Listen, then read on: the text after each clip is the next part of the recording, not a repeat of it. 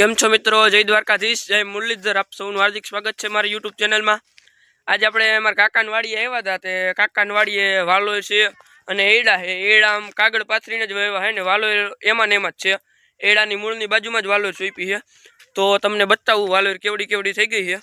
2-2.5 મહિના થયા વાવી એની, અને એણી વાલોરના નામે આ વાલોર ઓળખાય।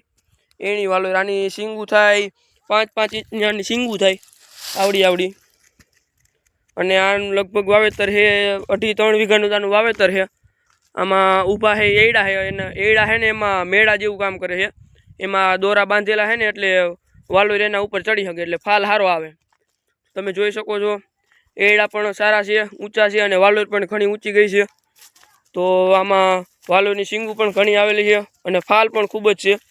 અને આ બધી ટપક કાગળ પાથરીને ટપકમાં વાવેલ છે, જેથી આપણે નિંદામણની માથાકૂટ નથી થતી। આ બધી એક એક બબે ટપક મૂકેલી છે, જેથી પાણી પણ પૂરતું મળી રહે અને મૂળમાં કાંઈ દવા મૂકવાની હોય તો એ પણ મુકાઈ જાય। અને આ વાલોરનો ભાવ પણ ખૂબ જ સારો હોય છે, અને જેથી આપણને લાભ પણ ઘણો થાય છે।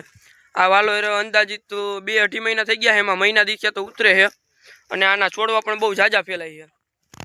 અને આ વાલોર બંને સાઈડ ફેલાવાની સાથે સાથે ભેગી પણ થઈ જાય છે। આ બે સા અંદાજિત 60ની જારીએ વાવેલા છે છોડવા। ઓમ કાગળમાં છે, પણ 60ની જારીએ સા નાખ્યા હતા, એમાં પારા બાંધીને વાવેલા છે। તો આની શીંગું આવડી થાય તો એ ઉતારી લેવાની હોય છે। અને આ વાલોરમાં દવાનું છંટકાવ પણ ઓછો કરવામાં આવે છે, અને ખાતર કૃત્રિમ ખાતર પણ ઓછું નાખવામાં આવે છે, તો પણ શીંગું લીલા રંગની થઈ છે, મસ્ત ઘાટીદાર।